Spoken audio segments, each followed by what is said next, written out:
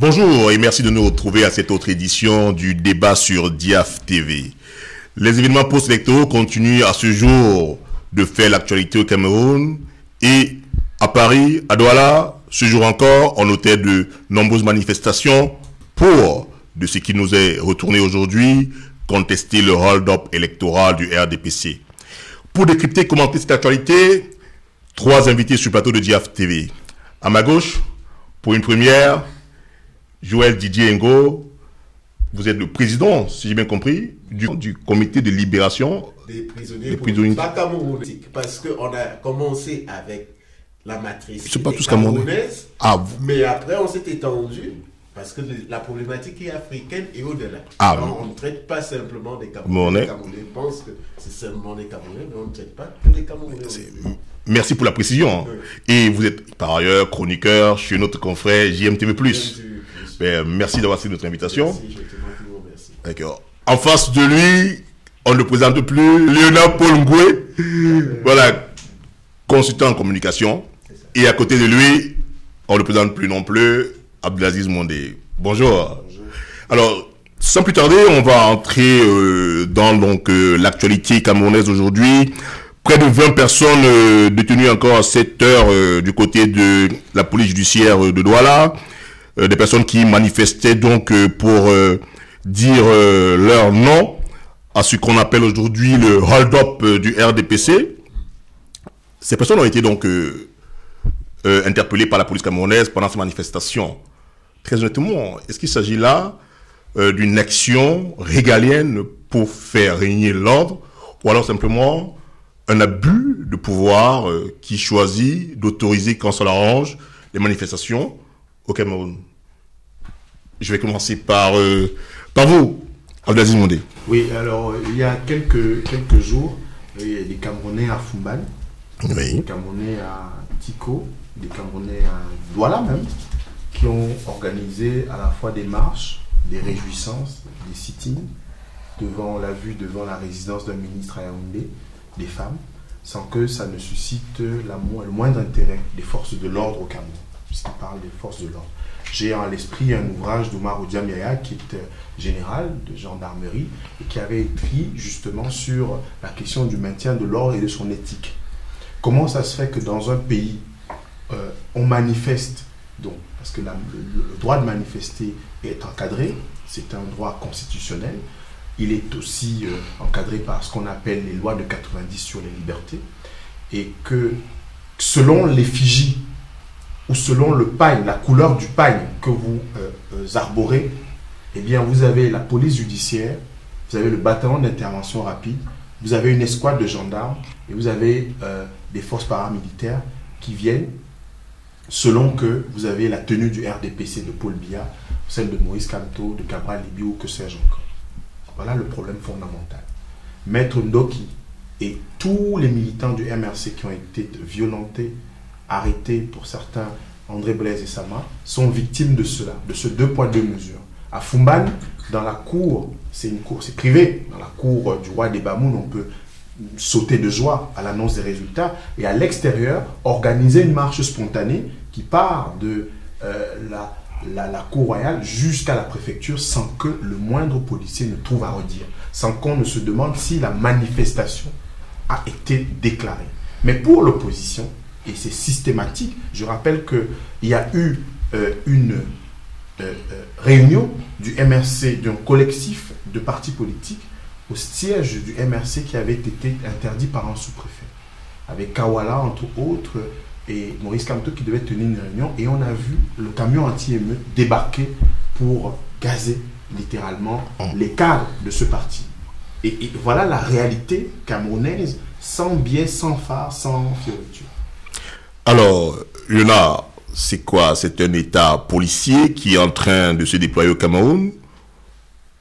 On assiste visiblement et de façon très inquiétante à une remontée de crispation sécuritaire qui amène tout observateur attentif à l'évolution de la situation politique du Cameroun à s'interroger sur les motivations réelles de ces actes. Abdelaziz Mondé vient d'en énumérer certains. il y a eu notamment des interdictions de conférences de presse de candidats. Cela a été le cas pour Kamto, cela a été le cas pour Cabral Libye. Il y a eu des séquestrations de leaders politiques, y compris dans leur domicile. Il y a eu des traques de leaders dans la ville. Il y a eu des arrestations, notamment du journaliste Bienton et du porte-parole de Cabral Libye aux élections. Tout cela en une semaine. De quoi s'agit-il?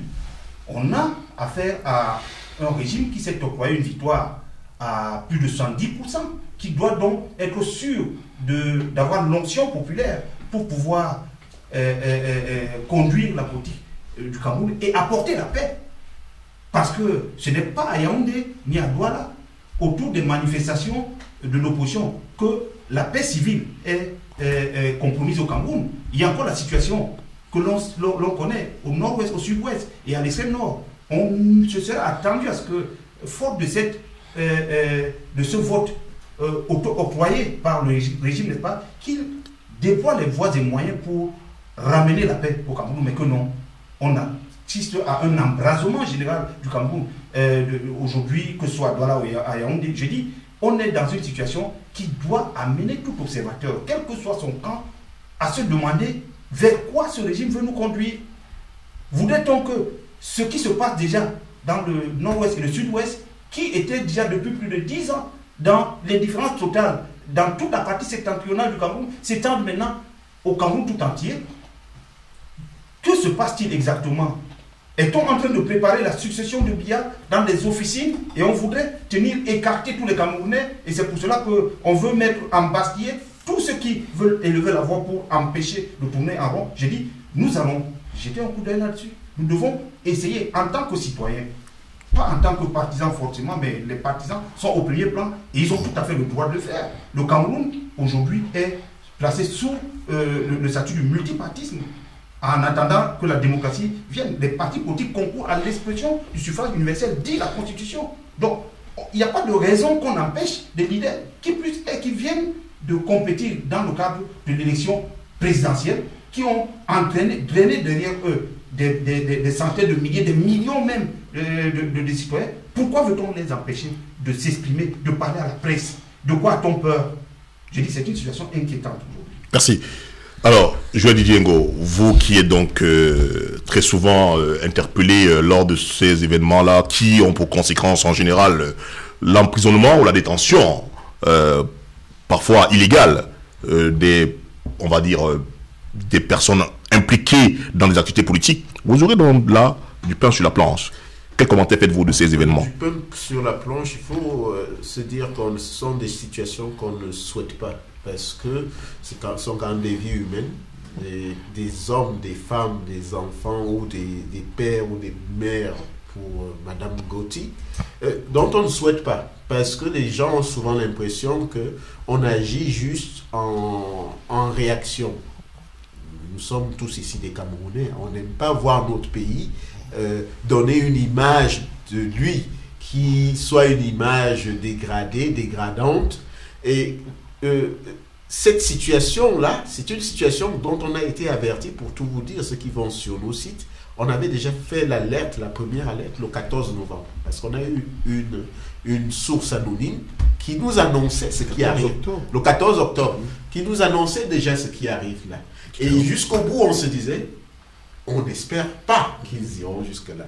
Qu'ils ne sont pas conditionnés à la répression jusqu'à ce niveau.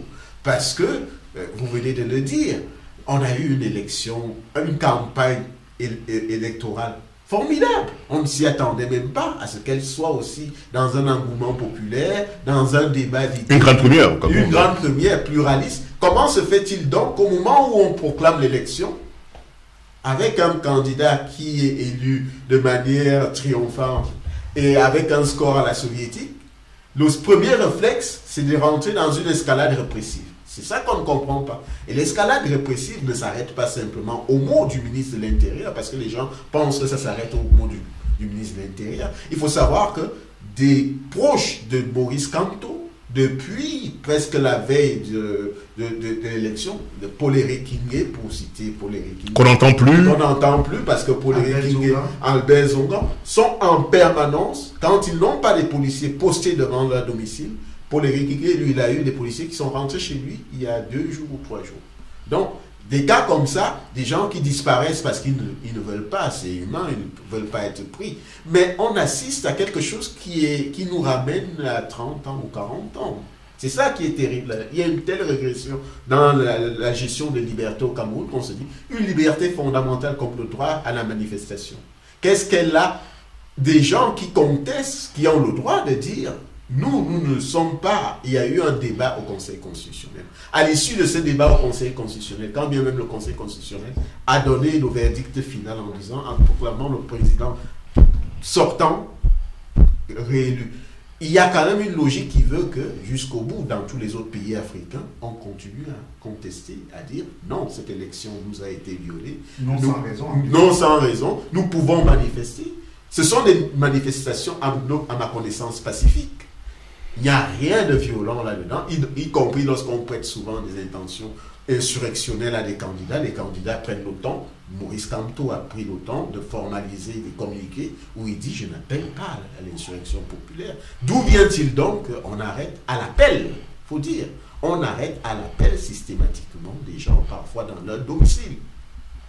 C'est ça que nous contestons et que nous allons contester jusqu'au bout. Et que lorsque j'incite les gens à nous saisir autant qu'ils pourront, parce que ça devient quelque chose de... Il y a une stratégie derrière, parce que nous n'allons pas nous cacher derrière les mots. Il y a une stratégie d'étouffement, d'asphyxie, de toute forme de contestation. Mais je ne sais pas jusqu'au terme où ça ira. Est-ce que c'est au moment où le président va prêter serment, ou alors c'est un projet, comme le disait Abdelaziz, plus mûri, où on prépare en fait une succession qu'on ne dit pas. Nous ne rentrons pas là-dedans. Nous restons dans le cas d'une ONG qui se bat pour la protection des personnes, la protection de l'intégrité physique et morale des personnes. Quand bien même ce sont des militants politiques, ils ont le droit d'exprimer leurs opinions en toute liberté, sans que cela ne fasse l'objet d'une traque. C'est vraiment la traque, avec des descentes de policiers qui sont des descentes humiliantes. Je ne sais pas si les gens... Nous sommes dans un pays où les gens se sont malheureusement accoutumés à la violence. C'est pas normal ce qui se passe. Nous devons passer le cap. Nous avons montré au monde une image qui est une image d'un pays apaisé, civilisé, qui sait faire un débat politique constructif, apaisant. Montrons aussi l'image que nous sortons de ce débat-là, une période post-électorale où nous pouvons nous parler, où nous pouvons manifester, où certains peuvent rester en justice, et même en justice internationale pour contester une élection qu'ils trouvent qu'il a été volée, et allons sereinement vers une transition, si c'est vers la transition, ou si c'est pour un septennat. C'est ce que je peux dire là-dessus. Je reviendrai sur les personnes... Oui, on y reviendra. Alors, Abdelaziz, c'était l'opinion oppose aujourd'hui à l'argument selon lequel les manifestations sont plutôt vouées à des déclarations, l'article de loi portant sur la lutte contre le terrorisme. Est-ce que cela a du sens aujourd'hui pour vous? Oui, mais on va revenir à ce que j'ai dit précédemment et qui a été complété par Joël et Léonard. Mais si la loi a tête chercheuse, si la loi, pour utiliser une expression camerounaise, a les yeux, pourquoi vous voulez que cette loi soit légitime ou légitimée dans ce cadre-là? Je dis et je viens de faire que des Camerounais, par centaines, par milliers, marchent quotidiennement pour soutenir le régime. Alors, quand c'est pour soutenir le régime, voilà. Alors est-ce que vous comprenez un peu cette opinion? Cette opinion estime qu'aujourd'hui, le Cameroun, l'Afrique en général, qui est miné par des questions du terrorisme, mais aujourd'hui, l'État du Cameroun devrait défendre dans la loi, son intégrité. Dans cette loi contestable, la oui. loi sur le terrorisme, parce que personne ne peut soutenir le terrorisme. Personne de sensé, de raisonnable. La loi caractérise l'acte terroriste oui. dans sa matérialité, dans son intention, dans sa matérialité.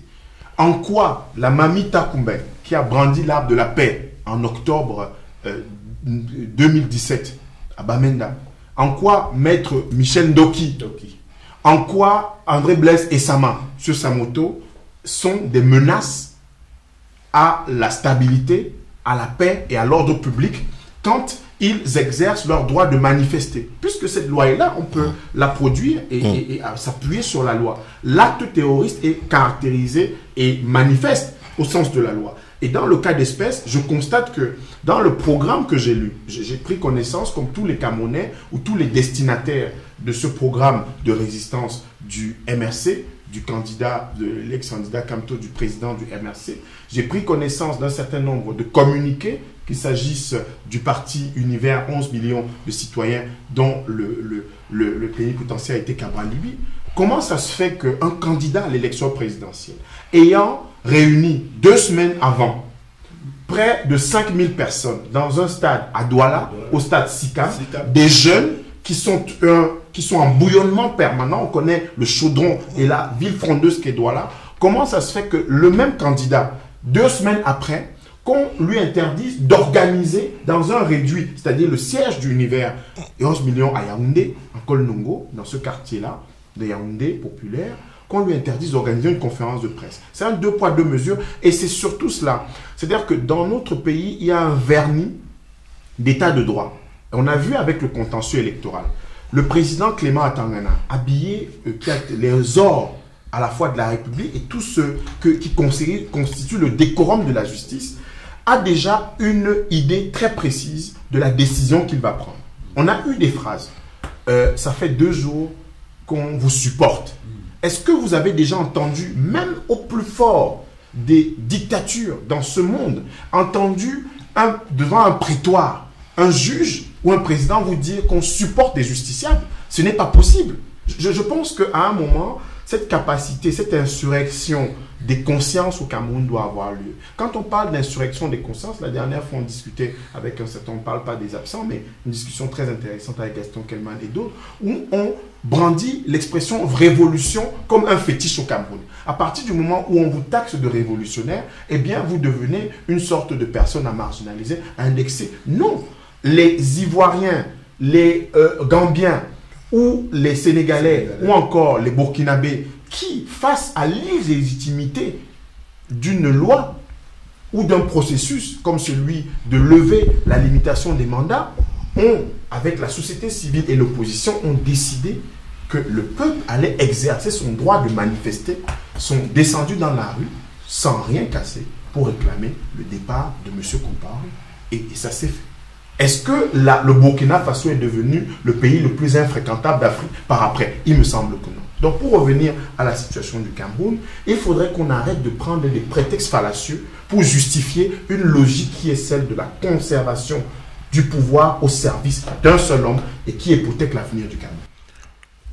Alors, Léonard, il est aujourd'hui assez courant de lire des gens, même parfois assez intelligents, alléguer que marcher, c'est mourir, marcher, c'est casser. Qu'est-ce qui se passe aujourd'hui au sein des Camerounais pour qu'ils associent très souvent toute idée de manifestation publique avec l'idée de la mort, avec l'idée des biens cassés, avec l'idée d'une insurrection? Tout dépend de quel Camerounais, mais permettez que je revienne sur la question qui a été initialement posée à Abdelaziz. Je pense qu'il faudrait qu'on soit conscients tous, que ce soit les citoyens, les acteurs politiques du régime en place ou de l'opposition, que le Cameroun s'est engagé dans ce processus électoral des présidentielles dans des conditions qui étaient particulières. Il y a des voix qui sont élevées pour dire que ces élections ne pouvaient pas, dans les circonstances actuelles, se tenir. Le gouvernement a fait le pari de nous conduire à ces élections. Elle doit assurer aujourd'hui, je veux dire, comment dire, le service après-vente de l'élection étant faisant partie d'un processus démocratique. C'est-à-dire que le gouvernement doit assurer l'opinion publique nationale et internationale que le Cameroun, qui est allé aux élections, demeure un pays démocratique. Ça ne semble pas en prendre la voie. D'aucuns auraient voulu qu'il y ait une concertation. Et d'ailleurs, il y a eu des appels ici et là, n'est-ce pas, invitant dans ce sens, n'est-ce pas, qu'il y ait une concertation entre les Camerounais compte tenu de la situation très tendue qui prévaut au Cameroun. Alors, les élections ont ouvert une brèche par laquelle on aurait pu espérer que les Camerounais puissent, à défaut de s'entendre, au moins se parler. Et l'engouement qu'on a vu autour de ces élections pouvait s'expliquer par cela. que pour une fois, tous les problèmes qui sont pendants sur notre nation étaient abordés et les gens pouvaient s'exprimer autour de cela. Aujourd'hui, donc, il y a comme une chape de plomb qui tombe, n'est-ce pas? Et puis, donc, voilà, on décrète que stop, plus personne ne doit parler, n'est-ce pas? On doit tous se mettre en rang serré derrière le chef d'État. Dans quel Cameroun et dans quelle direction veut-on nous conduire? Il faudrait vraiment qu'on y réfléchisse. Mais l'État du Cameroun allègue, je ne peux pas vous couper, l'État du Cameroun allègue, et c'est peut-être ce que relaye certaines opinions, qu'aujourd'hui le Cameroun est assimilé à l'Est, au Nord-Ouest et au Nord, et par conséquent, vous êtes au courant de cette loi sur... vous êtes au courant de cette loi sur le terrorisme. C'est peut-être pour cela qu'on oppose ces manifestations. Les partis politiques ne sont pas comptables de la sécurité du pays. Ils sont là pour exprimer le suffrage des Camerounais. Il faut savoir qu'en démocratie, on est en permanence. J'entends des gens dire, mais non, l'élection est passée, c'est fini. Non, on est en permanence, en processus électoral. Qu'est-ce que le job d'un homme politique? Sinon, de faire de la campagne électorale en permanence. C'est de cela qu'il s'agit. Or, s'il ne leur est plus donné l'occasion aujourd'hui de pouvoir s'adresser ni aux citoyens, ni à leurs militants, ni même à la presse, alors, tirons-en les conséquences. Si on pense que la démocratie est aujourd'hui, que le multipartisme est aujourd'hui dangereux pour la paix, tirons-en les conséquences. Que le RDPC en tire toutes les conséquences. Mais on ne peut pas en même temps y être et ne pas y être.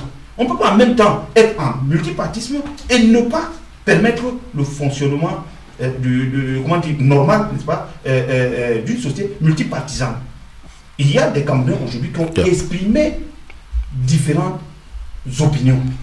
Qui ont, et en plus de ce que nous sommes dans ce processus électoral, parce que le chef d'État qui a été déclaré vainqueur par le Conseil constitutionnel n'a pas encore prêté serment. Donc on ne peut pas encore dire que l'élection est passée. Mais en plus, ces élections adviennent à un moment où la classe politique est en train de se renouveler. Que peut-on penser quand on empêche des leaders de univers, un parti qui est en train de s'installer, quand on va empêcher, ce n'est pas encore le cas, peut-être parce que lui il a pris une autre option, n'est-ce pas? Mais quand ce serait le cas de PUT, par exemple, et d'autres formations politiques qui veulent aussi marquer de leurs empreintes le paysage politique, si on les empêche de pouvoir parler, et que pendant ce temps, un parti multiséculaire qui est là, qui a trusté, n'est-ce pas, tous les postes et les avant-postes de responsabilité du pays, lui continue de s'exprimer. Mais s'exprimer pour faire quoi? Pour exprimer simplement la joie de bonnes femmes qui dansent. Ben écoute, ça devient quand même inquiétant. Et qu'en est-il dans l'autre inquiétude que je mentionnais tout à l'heure dans ma question?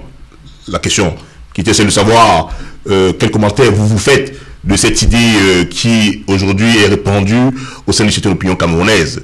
On a d'ailleurs vu tout récemment une sortie qui est associée au ministre du Travail, au secrétaire général adjoint du RDPC, n'est-ce pas, qui estime que c'est un projet satanique que d'appeler les gens à manifester dans les rues. C'est-à-dire qu'en gros, on associe directement à la manifestation publique pacifique la mort. Oui, mais le régime a conditionner les esprits dans ce sens. Souvenons-nous, lorsque à l'orée des années 90, déjà les Camerounais commençaient à manifester leur impatience à revenir dans le multipartisme. Le chef d'État, à l'époque qui est encore en place, le président du RDPC, s'était adressé à ses militants dans une adresse en leur disant préparez-vous à une éventuelle concurrence.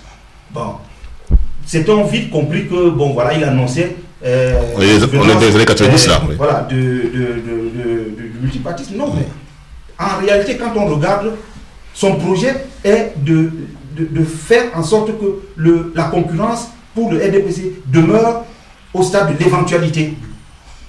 On veut faire jouer aux opposants, n'est-ce pas, un rôle d'éventuel. C'est-à-dire qu'ils sont dans le virtuel, n'est-ce pas? Donc, c'est juste un multipartisme décoratif. Voilà, ils sont là pour le décor. Le RDPC avait besoin de brandir, n'est-ce pas, l'image d'un Cameroun où il peut y avoir une compétition électorale pour la forme.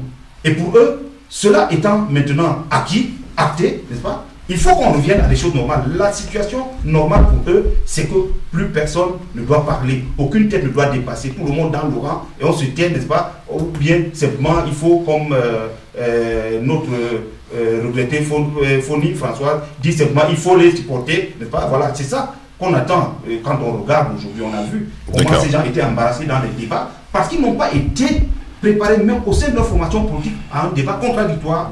Pour eux, simplement faire de la politique, c'est voilà, aligner des phrases bateau du genre bon, le chef d'État, son excellence Paul Biya, père de la nation camerounaise et tout. Donc on doit rester dans ce folklore, dans ce cinéma, mais de plus en plus il y a une jeunesse qui pousse, impatiente, parce que c'est là une des données de ces élections. C'est que la jeunesse aujourd'hui est sur les starting blocks et ne veut plus rester dans la posture de spectateur. Et cette jeunesse-là, aujourd'hui, je souhaite au RDPC et à tous ceux qui veulent continuer à embasser le peuple camerounais de réussir à les embrigader, mais je pense que la tâche ne leur sera pas facile. De plus en plus, les Camerounais sont apeurés par l'idée d'une manifestation publique dite pacifique ou même pacifique. Ma question, c'est de savoir aujourd'hui si on peut s'imaginer une manifestation publique sans qu'il y ait forcément des gens qui tombent, ou des gens qui sont blessés, des maisons qui sont brûlées. C'est tout le pari que nous faisons, en fait. Et je suis dans le prolongement de Léonard parce que chaque manifestation aujourd'hui, nous prenons le risque de dire, de tendre la diaspora sur nos pages web, de dire aux gens, chaque fois que vous allez manifester, amenez vos téléphones, prenez des photos, y compris de ceux qui vous brutalisent, pour petit à petit instiller une culture, même chez les bourreaux, de comprendre qu'on a changé de monde. On ne peut plus aujourd'hui aller à une manifestation, ce que nous vivons dans nos pages Facebook parfois, où des gens vous disent, mais assumez les conséquences de ce que vous faites ou vous dites.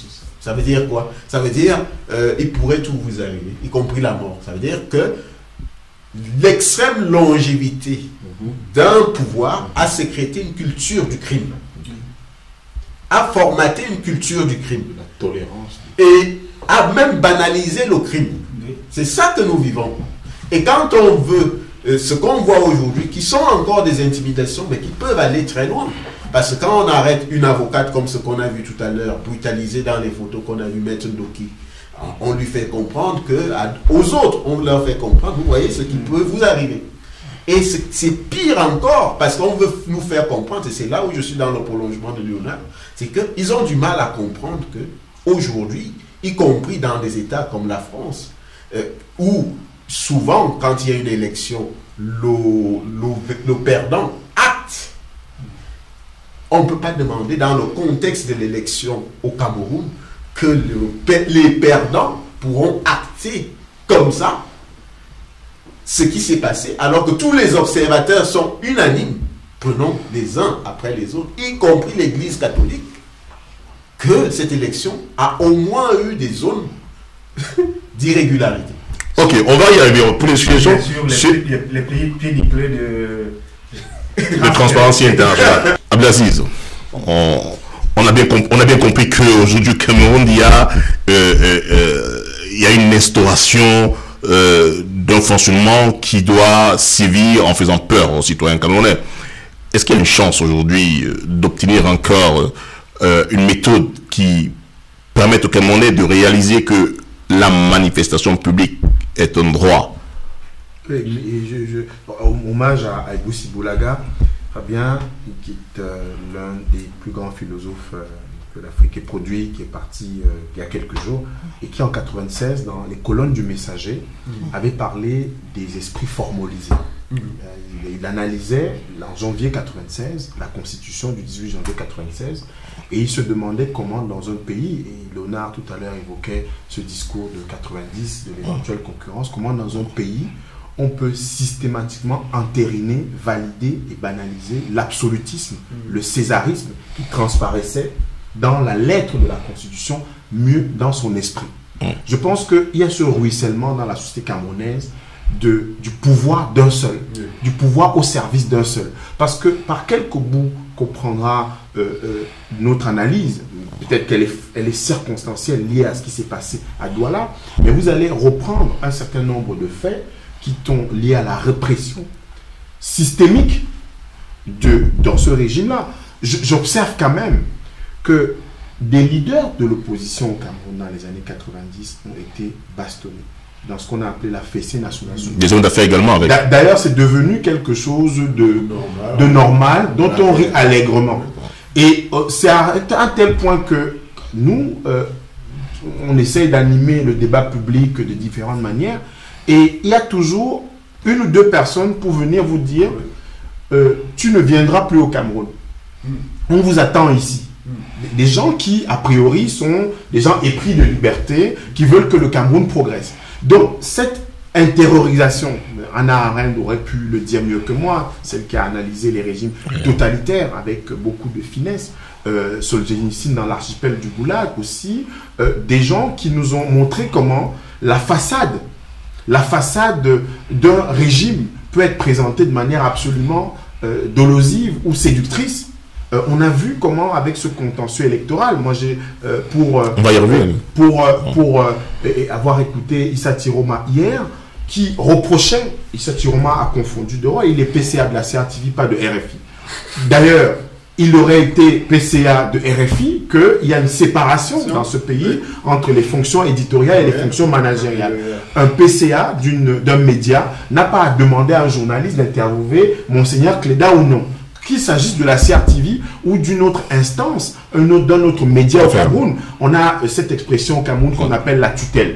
Et ça, Tiroma, devant des journalistes, dit « Je suis quand même votre tutelle ». De quoi? Une entreprise privée, Canal 2, on interroge un ministre sur les faits, cette imposture des faux observateurs de Transparency, et il dit « Je suis quand même votre tutelle ».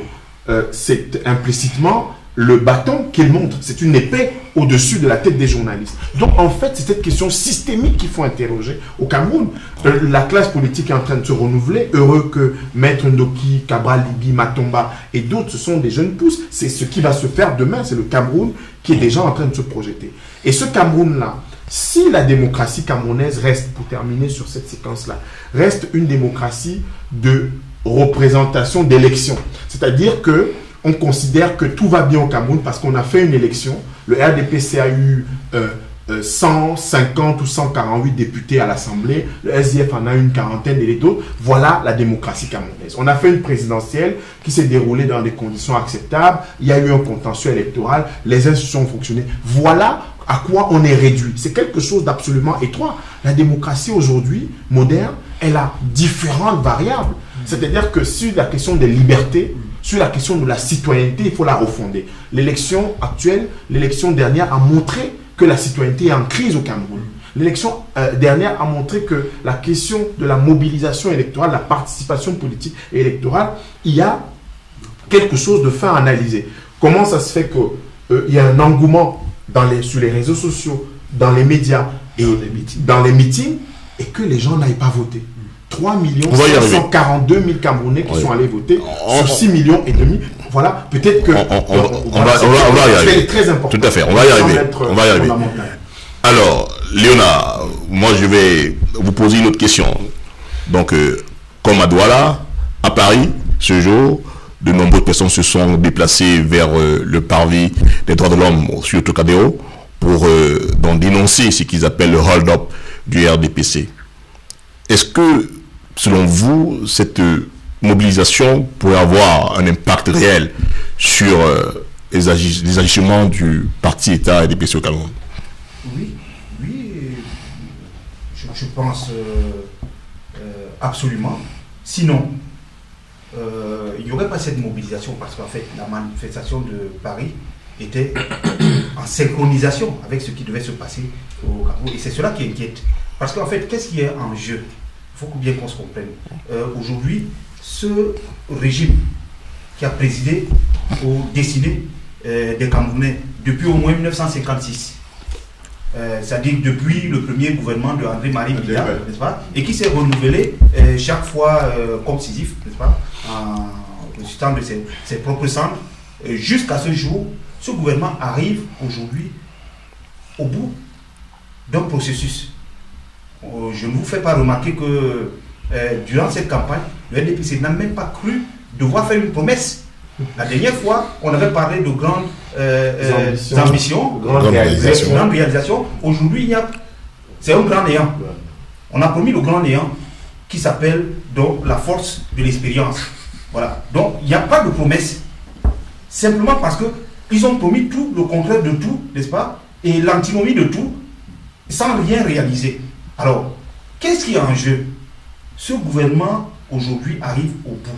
Et tout le monde sait, tout le monde peut faire le pari que, compte tenu, n'est-ce pas, de son âge, nous sommes tous des êtres humains, n'est-ce pas? Compte tenu de l'âge des dirigeants du Cameroun aujourd'hui, n'est-ce pas? Ce régime ne peut pas, en l'état, se projeter dans 7 ans sans lui-même opérer un renouvellement.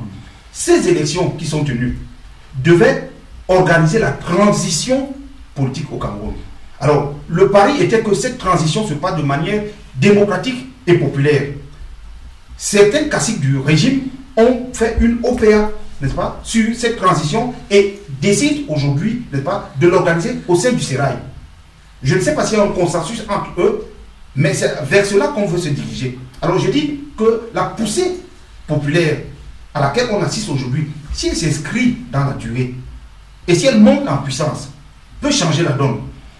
Et il faut que les Camerounais sachent que quand on parle de démocratie, ce n'est pas la propriété, ce n'est pas une affaire des leaders. On a souvent tendance à s'en remettre aux leaders, de dire, ben voilà, et si les choses marchent mal. Non, la démocratie appartient au peuple. Qui investit des leaders, n'est-ce pas? Qui reconnaît des leaders qui sont fidèles à leurs aspirations. Donc c'est aux Camerounais aujourd'hui, je dis, tout dépend des Camerounais. C'est aux Camerounais aujourd'hui de dire, nous nous contentons du statu quo, nous voulons que les choses aillent de mal en pire, ou nous voulons que ça change.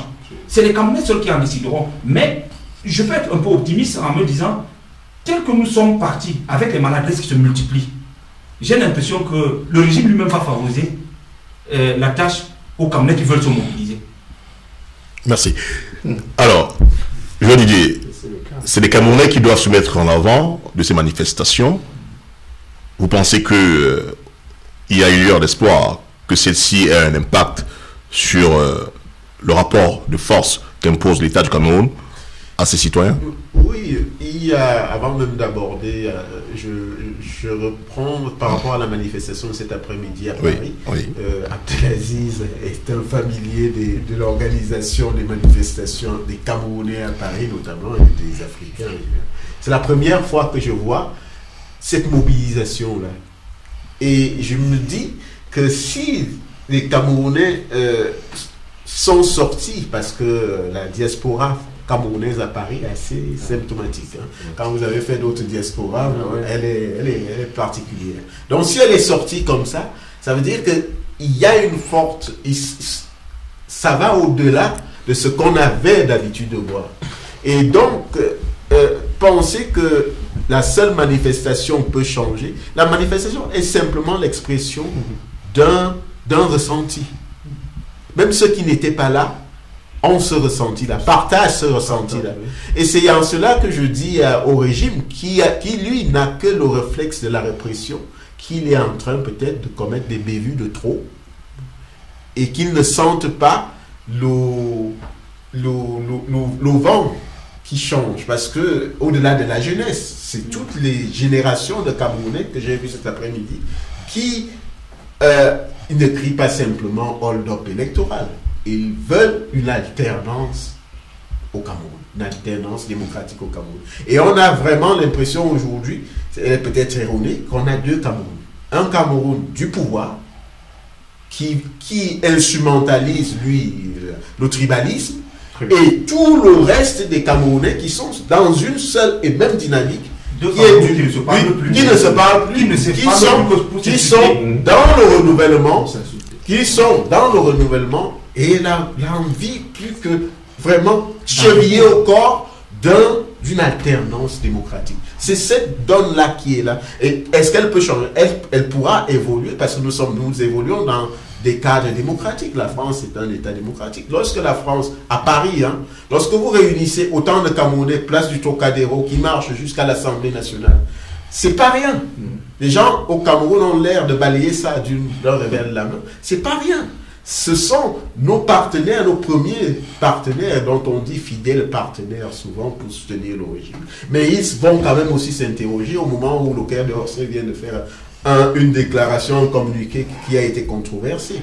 où l'Élysée a dit que c'est pas nous, le Quai d'Orsay. Donc il y a beaucoup d'enjeux derrière qu'il ne faut pas simplement voir à travers une marche de protestation ou de contestation. C'est tout un cheminement qui pousse sur un régime agonisant, parce que les faits qu'on voit, les bavures qu'on voit, nous indiquent clairement, sans être devant, que nous sommes devant un régime agonisant. D'accord. Si tu peux permettre... oui, bien sûr. En fait, ce qui se passe, c'est... On l'a vu dans le cas de la Côte d'Ivoire. La situation généralement en post-colonie, c'est que, bon, voilà, généralement, la métropole, nous sommes dans un schéma france-africain.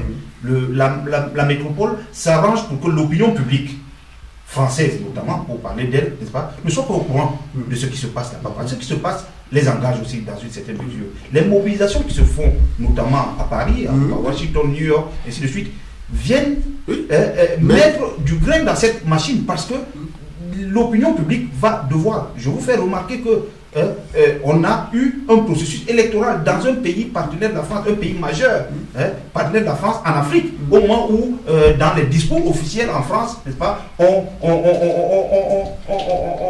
met l'accent sur la position qu'occupe l'Afrique dans la diplomatie française. Aucun média français ou presque n'en a parlé. Je veux dire, les médias électroniques surtout, sauf ceux qui arrosent l'Afrique comme RFI, mais l'enjeu, c'est que les Français ne sont pas au courant de ce qui se passe là-bas. Et bien, les Camerounais qui sont mobilisés viennent prendre aussi ces Français à témoin pour leur dire, voici ce qui se passe dans nos pays et qui peut être soit encouragé, soit enrayé selon les positions que vous aussi vous prendrez ici, n'est-ce pas, par votre pays. C'est en cela que c'est important. D'accord. Abdelaziz, donc ces mobilisations mettront à coup sûr une pression sur l'État du Cameroun? Non, je pense que Joël l'a dit, la France, c'est un pays où on a manifesté, les gens ont pu transformer des situations parce qu'ils ont trouvé des relais à l'Assemblée nationale, ils ont trouvé des relais au Sénat, ils ont trouvé des relais auprès de l'opinion publique. Macron vient de reconnaître la torture en Algérie. C'est le fait d'un travail de plus de 50 ans, un travail acharné d'organisation, d'association, de politique, etc. Et qui était inscrit dans un rapport de force où les harkis en France, très freinés des quatre fers, ne voulaient pas que cette question à la fois soit reconnue. Les gaullistes aussi qui...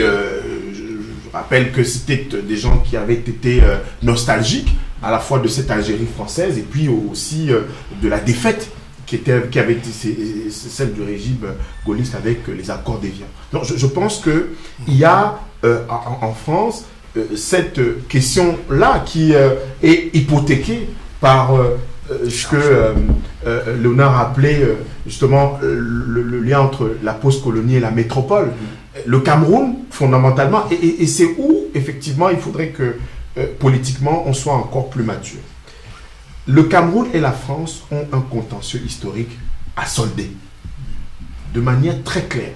Et il a l'avantage d'être documenté aujourd'hui. C'est-à-dire que des chercheurs français et camerounais ont fait un travail d'archéologie qui s'est matérialisé par deux ouvrages.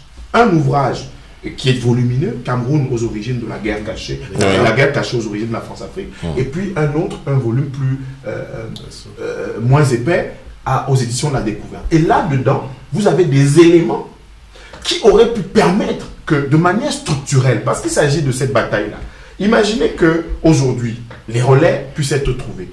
Le Parti socialiste avait, sous la précédente législature, le Parti communiste, autant pour moi, formulé une proposition de résolution pour dénoncer la coopération militaire et policière entre la France et le Cameroun. Qui a empêché cette proposition de résolution d'être proposée à l'Assemblée? C'est le Parti socialiste, qui, comme vous le savez, a des positions de réel politique et qui fait qu'entre la droite française et la gauche, il n'y avait pas de différence quant à la gestion des problèmes de la France-Afrique. Et donc les Camerounais qui sont souvent à côté ou bien à la marge de cette question n'ont pas compris que la capacité de mobilisation et donc in fine de pression qu'on peut faire doit être organisée et structurée. Et c'est pour cette raison que où cette manifestation a, évidemment, comme le soulignait Joël tout à l'heure, quelque chose d'inédit, c'est qu'on voit des Camerounais qui sortent pour des causes qui sont liées à l'avenir du Cameroun, pour des questions structurelles. Mais le bémol que je mets, il est à deux niveaux. Le premier, c'est que la manifestation, si elle est présentée comme étant un soutien à un candidat qui aurait été élu, en l'occurrence Maurice Kamto, eh bien, elle va bloquer d'autres Camerounais qui soutenaient des candidats, Cabral Libi, Joshua Oshi et puis Matomba, qui ne verraient pas l'intérêt de venir participer. C'était la deuxième partie de la question. Puisque vous y êtes, je vous laisse donc continuer à développer, parce que la deuxième partie de la question était celle de savoir si aujourd'hui on a clarifié l'objet de cette manifestation. Parce que dans l'opinion camerounaise aujourd'hui, il y a deux camps qui s'opposent. Ceux qui estiment que ils ne se reconnaissent pas dans une manifestation exclusivement pro-Kamto, mais dans une manifestation qui appelle à la restauration de l'état de droit. Je pense qu'à titre personnel, je pense que quand Joël parlait d'être coutumier des manifestations, je suis pour la construction d'un citoyen camerounais. C'est-à-dire que les gens qui peuvent se mobiliser pour des questions fondamentales, qu'il s'agisse de droit ou qu'il s'agisse de géopolitique, comme on l'a dit tout à l'heure. Ce que j'observe, c'est que pendant très longtemps, les Camerounais sont restés comme apathiques quand on les appelait à se mobiliser pour les conséquences que nous sommes en train de subir aujourd'hui. C'est-à-dire que vous avez un État qui vous gère un peu n'importe comment, où on a entériné et intériorisé la violence, le crime, la répression, où les Camerounais sont devenus les bourreaux des Camerounais. On l'a connu à la période d'esclavage, où des esclaves qu'on libérait se demandaient bien ce qu'on va faire le lendemain. On a vu aussi des gens qui étaient devenus des bourreaux pour leurs propres frères dans la plantation. Mais ça, c'est l'histoire. Et pour revenir au Cameroun, je veux dire qu'aujourd'hui, le bien de ces mobilisations-là, il se trouve à ce niveau.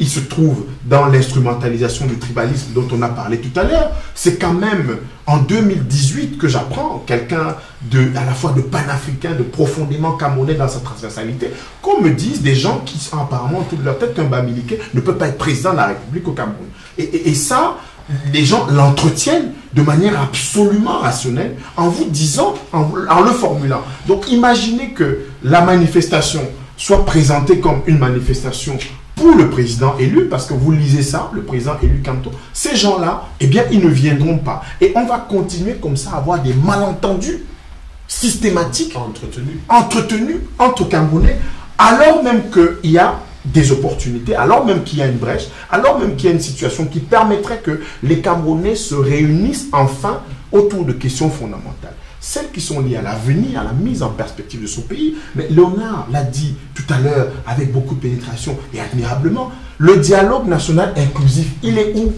C'est un pays où, pour la réconciliation, on n'arrive plus à se parler. On se regarde en chien de faïence. Quand on se parle, c'est pour s'invectiver. Vous avez perdu, moi j'ai perdu des amis chers de longue date pendant cette campagne électorale parce qu'on n'a pas entretenu cette culture du débat, de la confrontation, d'idées, penser contre soi, se laisser parfois déstabiliser par les opinions des autres. Donc, en fait, ces manifestations ont l'avantage de montrer quand même une capacité d'indignation des Camerounais, mais structurellement, il faut aller au-delà. Merci. Joël Didier, sur ces manifestations, est-ce que pour vous, la nécessité de clarifier l'objet de la manifestation aujourd'hui se pose? Je suis dans le même élan que Abdelaziz. La manifestation pour la manifestation ne suffit pas si derrière il n'y a pas un véritable travail, qu'on dit toujours de manière péjorative, mais qui existe dans les démocraties, qui est de l'oubaï. C'est-à-dire que les Camerounais, certains des Camerounais que vous avez vus manifester appartiennent, certains, c'est péjoratif au Cameroun, ont la double nationalité, ou vivent, ou participent ou même font partie d'un certain nombre de centres de décision en France. La difficulté que nous avions, par exemple, je vais prendre un exemple concret. Lorsqu'on militait, j'ai milité au Parti Socialiste pendant longtemps et j'ai même été parfois dans l'équipe de François Hollande de campagne. Lorsque vous parliez du Cameroun, vous aviez l'impression parfois qu'on vous tournait en agitateur. Pourquoi? Parce que nous avons un chef de l'État, quels que soient les défauts qu'on lui connaît, c'est un homme fin. Il faut dire comment le perçoivent nos partenaires français le pouvoir, ils le perçoivent comme un homme fin, qui a des bonnes manières. Donc, on ne peut pas imaginer à un seul moment que cet homme fraude une élection. C'est peut-être le cynisme de la réelle politique.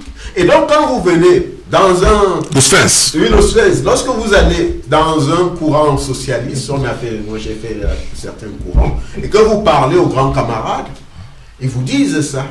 Il y en a qui vont même le rencontrer, qui trouvent qu'il est quelqu'un d'abordable, de fréquentable.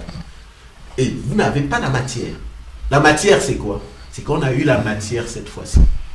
La matière, j'en parlais avant, c'était le contentieux électoral, qui en Mondovision a montré comment... On va y arriver. J'en viens là, parce que de manière concrète, les Camerounais ne comprennent pas souvent comment fonctionne une démocratie. La démocratie, quand les citoyens manifestent, l'élu, soit du secteur de la circonscription et au-delà, ne voit pas juste une manifestation. Lui, il voit des électeurs qui peuvent, à quelques variantes près, parfois fausser, le faire perdre une élection. C'est à ça que nous assistons. Et que nous avons assisté dans la question anglophone que le régime a pris à la légère par rapport à la diaspora aux États-Unis. C'est ça qu'il faut voir. Quand il y a une manifestation, ce n'est pas juste des Camerounais qui sont pro-Camto. C'est une question, la question du Cameroun qui est posée en plein cœur de Paris, un samedi après-midi. Les gens qui passent, quand bien même ils n'ont jamais entendu parler du Cameroun, vont s'y intéresser. C'est ça. Merci. Lionel, est-ce qu'aujourd'hui on peut supposer, au vu des leaders qui ont vu leur domicile encerclé, pris d'assaut par la police, qu'on a clairement identifié désormais qui sont ceux qui sont pour un changement au Cameroun à travers ces manifestations? Pour être très concret, on n'a pas entendu parler de la maison de certains leaders pris d'assaut par la police, mais d'autres oui, tels que Cabral Libby. Quel est votre commentaire sur cette question? La maison de Cabral Libby a-t-elle été prise d'assaut ou non? Ben, si, puisque c'est ce que nous avons suivi. Oui, non, je dis, il ne faut pas qu'on se formalise à des épiphénomènes. N'est-ce pas? Aujourd'hui, il faut que les Camerounais s'entendent sur quoi ils veulent se mobiliser. On a trop insisté sur les différences, les divergences. Il est normal qu'il y en ait. Sinon, on ne serait plus en démocratie. On n'avancerait même pas vers la démocratie parce qu'on n'y est pas. On n'avancerait même pas en multipartisme. Il faut qu'il y ait des différences, n'est-ce pas? Mais au-delà de ces différences, il faut qu'on puisse retrouver quelles sont les thématiques mobilisatrices consensuelles autour desquelles nous pouvons nous retrouver. Tout Camerounais aujourd'hui doit se sentir en insécurité face à un régime répressif. Quand même il serait... Mais c'est pas le cas. Mais c'est pas le cas. Voilà. Je dis, donc, je reprends à la question, je dis, de mon point de vue, tout Camerounais aujourd'hui, même celui qui appartient au courant du RDPC, mais qui est épris de justice et de liberté, doit s'inquiéter de l'évolution des choses. Donc, il ne s'agit pas simplement de comptabiliser ceux qui ont été embâtillés chez eux, ceux qui ont été pourchassés, n'est-ce pas, et de croire que les autres sont bénéficiaires de la situation. Donc, selon, vous savez qu'il y a quelqu'un qui disait, je crois que c'était un Allemand ou un Juif qui disait, quand les nazis avaient commencé, et ils ont d'abord pris son voisin, il n'a rien dit, ils ont pris tel autre, non, il n'a rien dit, n'est-ce pas, jusqu'au moment où on est venu le prendre, mais à ce moment-là, il n'y avait plus personne autour de lui. Ce qui arrive aujourd'hui, on voit aujourd'hui, lorsque le gouvernement, le régime en place s'est engagé dans cette logique de répression. Ça n'a pas commencé aujourd'hui. Ça a commencé juste après qu'on ait pu ébranler l'édifice dans les années 90. Aussitôt après, il y a eu une reprise en main. Et certains qui étaient du côté du pouvoir se sont dit, ben écoute, ça c'est bien, ils applaudissaient des 4 membres, n'est-ce pas? Jusqu'au jour où ils se sont retrouvés à Kondengui ou à Nubel, et ils se sont rendus compte qu'il était... au bénéfice de tout le monde, que nous soyons dans un état de droit. Mais l'état de droit, ils ne se sont pas rendus compte qu'ils avaient travaillé pour qu'il n'y en ait pas depuis lors. Donc, pour répondre clairement à la question, je pense aujourd'hui que nous devons bien nous demander, au-delà des hommes qui passent, n'est-ce pas, vers quel Cameroun voulons-nous nous acheminer. Il faudrait que nous nous posions tous la question. Il ne faudrait pas que nous soyons dans une politique de terre brûlée. Nous avons des enfants, nous avons des petits-enfants pour certains. Et même certains sont jeunes aujourd'hui. Pendant que tout autour de nous, on voit des pays qui évoluent à grands pas. vers quoi voulons-nous aller? Il faut que cette question-là, on se la pose. Ce n'est pas seulement une question de savoir qui a le droit de signer des décrets de nomination au Cameroun et au bénéfice de qui ces décrets doivent être signés. C'est une question de savoir quel Cameroun voulons-nous construire. Vous voyez, et je pense que si on va avoir un peu de recul même du côté du régime, on doit se poser cette question. On a cru pouvoir résoudre le problème qui s'est posé en région anglophone par la répression. Et on est arrivé à l'insurrection. Parce que la réponse n'était pas appropriée. Aujourd'hui, la réponse qu'on oppose à ceux qui disent que les élections ne se sont pas bien passées, à ceux qui disent qu'il y a eu des trafics de voix, et ainsi de suite, n'est-ce pas? La réponse qu'on veut leur opposer, celle de la soldatesque, n'est pas appropriée. Elle peut aboutir aux mêmes conséquences, parce que, disons-nous clairement qu'entre Douala et Buea, il n'y a que 60 km à parcourir. Hein? Donc, il ne faut pas croire que ce qui a pu se passer à Buea sera freiné sur les rives du Mungo, non? Ça peut se passer aussi au-delà du Mungo. D'accord. Alors, Abdelaziz, moi je vais reposer la question en reprenant quelqu'un très clairement sur cet aspect que j'essaie de vous faire commenter. Je dis, j'ai un extrait ici devant moi, c'est une sortie rendue publique par les médias de Joshua aussi. Il dit, il est important de comprendre qu'une élection est d'abord un exercice démocratique qui s'inscrit dans les textes en vigueur et qui devrait être respecté par toutes les parties. Il faut que les Camerounais sachent qu'il y a une loi. Même si elle est mauvaise, elle doit être respectée. Les manifestations en ce moment qui ont cours au Cameroun et à Paris. D'après Joshua aussi, qui est quand même le candidat d'un des partis qui, jusqu'au 7 octobre, était considéré comme le premier parti de l'opposition. C'est pas un pied de nez là aux manifestations qui ont cours en ce moment? Moi j'ai entendu Joshua aussi, pendant la campagne, faire un certain nombre de références, qu'on appelle historiques. Il s'est dit keynésien, mais il a aussi évoqué Martin Luther King, il a évoqué Rosa Parks. Je veux simplement dire à monsieur aussi que les lois Jim Crow, c'était des lois. Ségrégation aux États-Unis, c'était légal. J'étais en Afrique du Sud pour l'enterrement, les funérailles de maman Winnie Mandela. Vous avez encore des écriteaux qui n'ont pas été effacés pour des raisons historiques. Whites only. C'était le système d'apartheid à partir de 1948, voté par l'Assemblée nationale en Afrique du Sud. Steve Biko, Mandela, Walter Sisulu, Oliver Tambo, si c'était contenté des lois,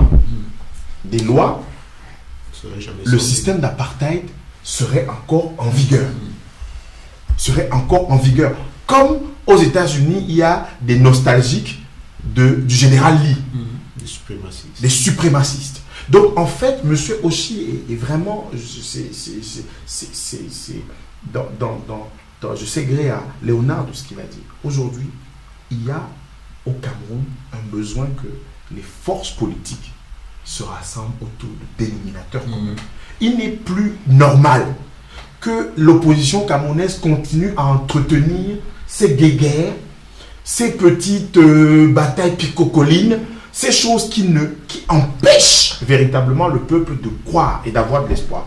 On disait tout à l'heure que le peuple est souverain. D'ailleurs, c'est ce que proclame la Constitution. La souveraineté du peuple, c'est que effectivement, si les Camerounais sont aussi mécontents, et que la cristallisation de ce mécontentement se traduise à travers le discours des hommes politiques, les positions des hommes politiques, ou bien même que des Camerounais qui n'avaient pas l'habitude de manifester en Allemagne, en Italie, en France, au Canada, aux États-Unis, qui puissent se lever, et bien des gens comme Joshua aussi doivent considérer le fait. On ne peut pas continuer de cette manière à avoir toujours des choses qui nous divisent. Dans le cas d'espèce, pour terminer, Joshua aussi a décidé de se consacrer à la paix. J'ai lu ses déclarations hier, à la paix dans le nord-ouest et le sud-ouest. Il a dit, voilà l'orientation qu'il a. Mais enfin, je ne veux pas le traiter d'anachronique. Vous avez à cette question du nord-ouest et du sud-ouest une question qui ne se substitue pas, mais qui se rajoute.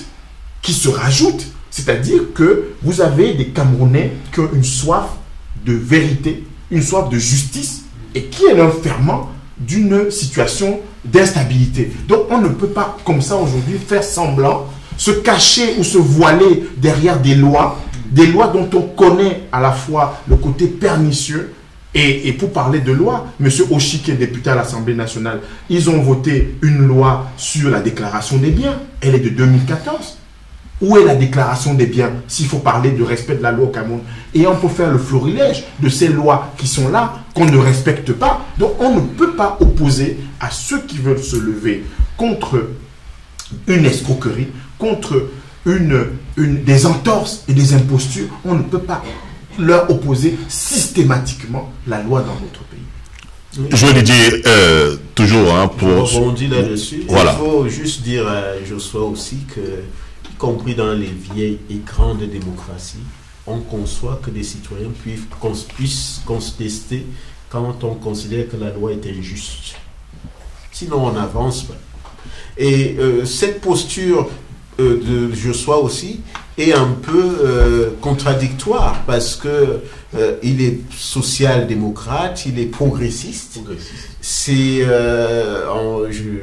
lors d'une confrontation qu'on avait déjà eue sur la chaîne on a eu cette confrontation qui était vraiment où nous ne nous entendions pas sur la logique comment un parti social-démocrate devient la remorque d'un parti conservateur, ultra-conservateur, tel que ce qui se dessine au Cameroun. Et on retrouve ça là, actuellement, où les Camerounais disent clairement que ce qui sort des urnes, ce qui est sorti des urnes, n'est pas le reflet de ce qui est annoncé et proclamé par la Cour constitutionnelle. Ils ont le droit de manifester. Ils ont le droit de manière pacifique de manifester. Comment se fait-il qu'un démocrate, un progressiste, puisse trouver que là, il y a une atteinte à l'état de droit? Ça n'a pas de sens.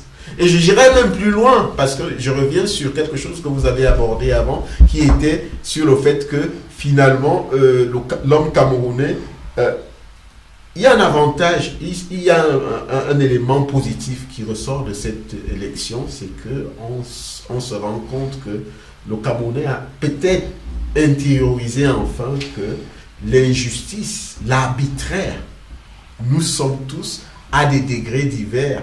À un moment donné, nous pouvons être des victimes de l'arbitraire. Dans un État totalitaire, nous pouvons à tous... C'est le problème qu'on a souvent avec, y compris des prisonniers, qu'on dit éperviers au Cameroun. Tant qu'ils ne sont pas pris, ils ne se rendent pas compte. Et c'est là où on revient sur la fameuse loi, la loi antiterroriste de 2014, que aussi, comme député, adopté. Il n'y a eu aucune protestation de l'opposition à l'époque. C'est cette loi qui a façonné ce que nous vivons aujourd'hui. Où des journalistes, nous, notre correspondant Michel Bienton, est incarcéré, séquestré, c'est le terme que je dois utiliser, au CED depuis 6 jours sur une suspicion d'apologie de terrorisme. Et je suis sûr qu'un certain nombre de contestataires de ce hold-up électoral seront aussi incarcérés sur ce motif-là. Donc, une démocratie, c'est un continuum.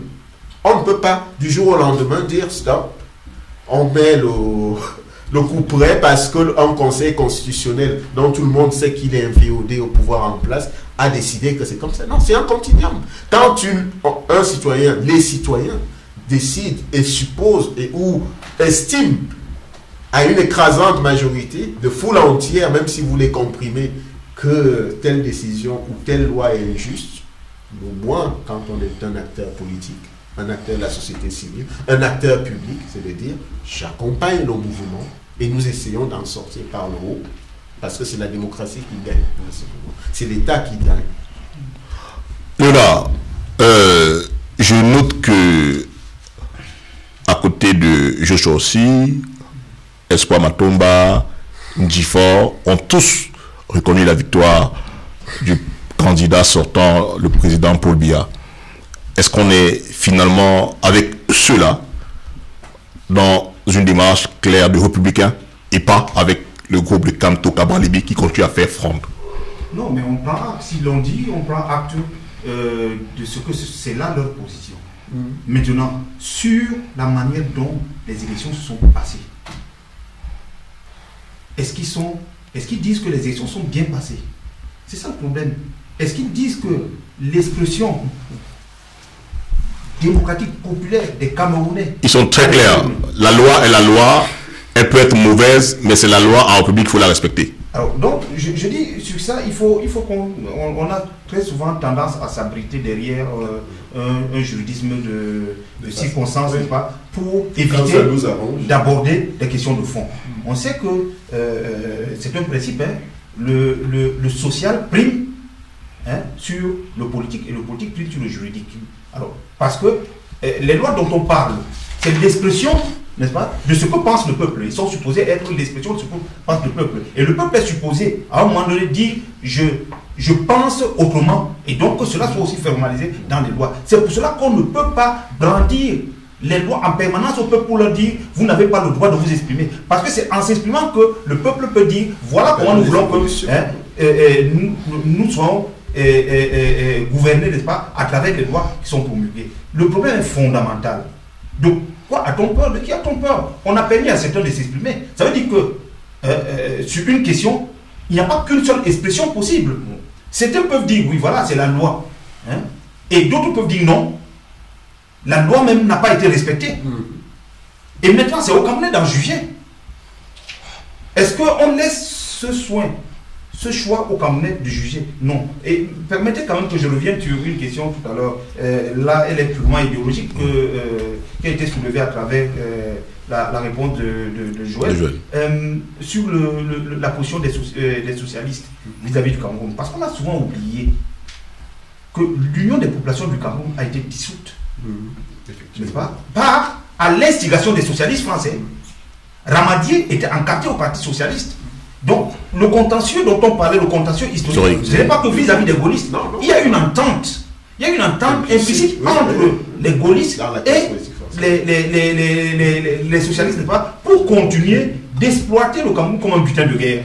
Et c'est les socialistes qui ont manœuvré pour retourner au fouet de Boigny contre l'UPC, n'est-ce pas, ce qui a permis la répression sous silence de tous les UPCistes, n'est-ce pas, jusqu'à ce qu'on puisse installer leur sous-fifre, n'est-ce pas, aux commandes au Cameroun, jusqu'aujourd'hui. Donc, tout cela doit être pris en compte. Je dis, aujourd'hui, la situation qui se présente au Cameroun doit interpeller tout le monde. Elle doit interpeller tout le monde et elle n'est pas l'apanage seul des leaders politiques. Tous les Camerounais sont concernés. Tous les Camerounais doivent se sentir impliqués et chaque Camerounais doit s'exprimer. Et le gouvernement doit permettre que tout Camerounais puisse s'exprimer là-dessus. Parce que pendant qu'on fait taire certains, on n'est pas en train d'organiser aujourd'hui une transition dans des officines. On n'est pas en train de préparer aujourd'hui un dauphin qu'on va installer au bénéfice d'une révision constitutionnelle, n'est-ce pas, par la création d'un poste de vice-président. Parce que nous sommes aussi informés de ce qui se passe là-bas à l'intérieur. Mais ça ne va pas continuer comme ça, parce que, souvenons-nous, depuis que le décès du Cameroun, d'ailleurs, depuis que le Cameroun a existé, c'est-à-dire depuis 1884, les Camerounais n'ont jamais eu voix au chapitre pour dire, n'est-ce pas, dans quel pays ils doivent vivre, ni comment ils doivent être gouvernés. Cela s'est passé lorsque les Allemands ont été battus, n'est-ce pas, à la Première Guerre mondiale.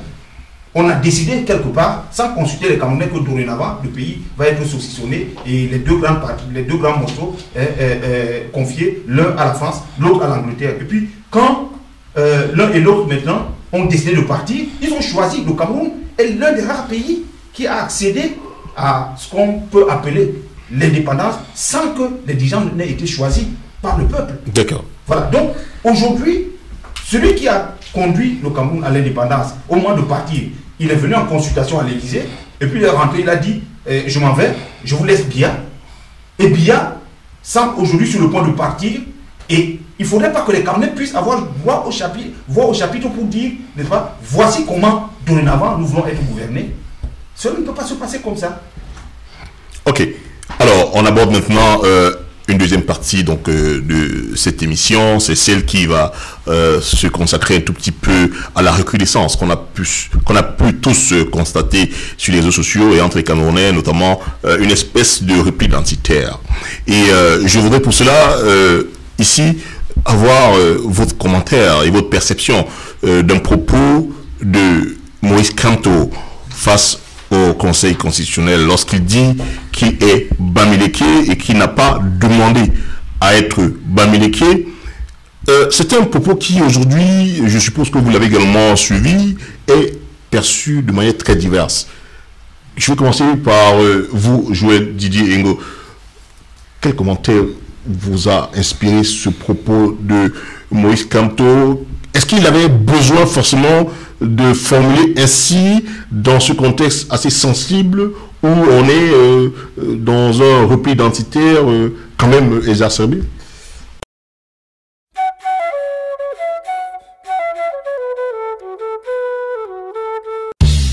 Na bala bola ye